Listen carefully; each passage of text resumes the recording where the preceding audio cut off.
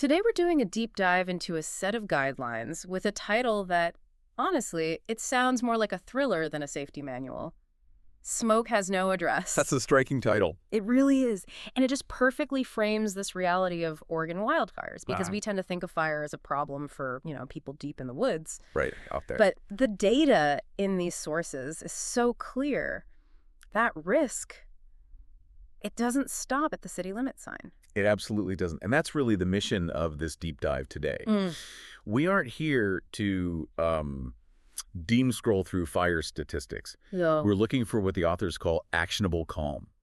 The goal is to move wildfire prep from this apocalyptic feeling to something as routine as checking the tire pressure on your car. Actionable calm. I really like that because the natural reaction is usually just, panic. Of course. But let's start with that invisible threat first. Yeah. The source material spends a lot of time talking about smoke.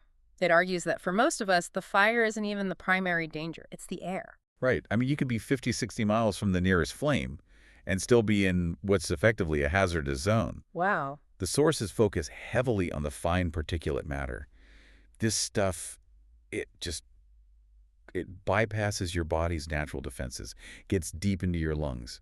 So while the news is filming the flames, the real threat to the wider population, especially seniors, kids, anyone with asthma, is just drifting quietly into the suburbs. So the whole mindset shift is moving from watching for fire to preparing for bad air. That's it. If you're waiting to see flames before you act, you are already way behind the curve. Exactly. And that brings us to the logistics of actually leaving, specifically the Oregon evacuation levels, level 1, 2, and 3. Yes. Unfortunately, I think a lot of people interpret these as wait a little harder, and then panic. I think that's where people get stuck. It feels so ambiguous. How do the sources break that down for us? You're very explicit, which is helpful. Level 1 is just be ready. Yeah. That's just situational awareness. Know there's a fire in the county, maybe start thinking about your plan. But level 2, be set. That's the critical friction point. That's the one. That's the one that trips people up. So what does B set actually look like operationally? The guide is crystal clear on this. Be set means you are packed, your car is loaded, and you are ready to turn the key. You're not just watching TV. No, you're standing by the door. Because if and when it hits level 3, go now.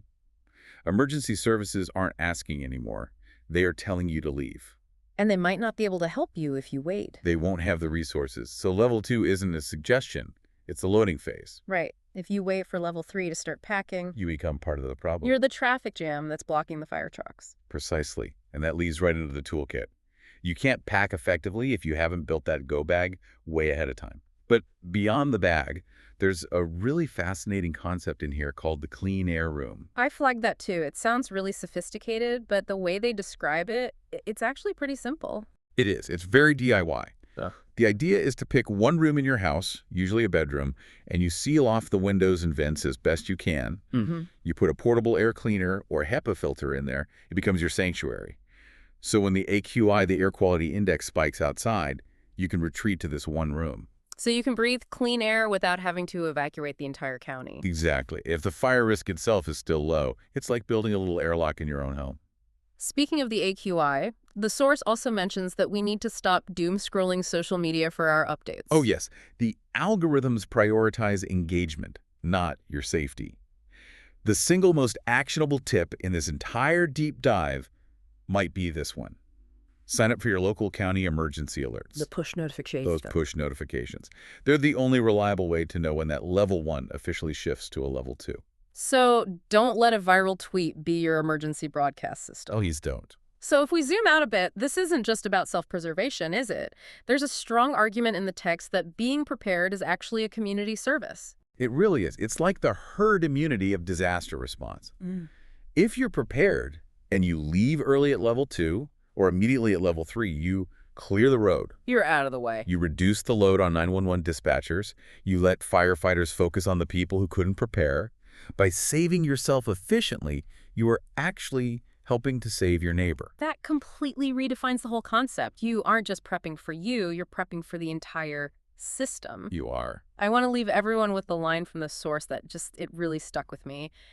The time to act is before the sky turns orange. That says it all, doesn't it? It really does. It's about doing the work now so you can have that actionable calm later.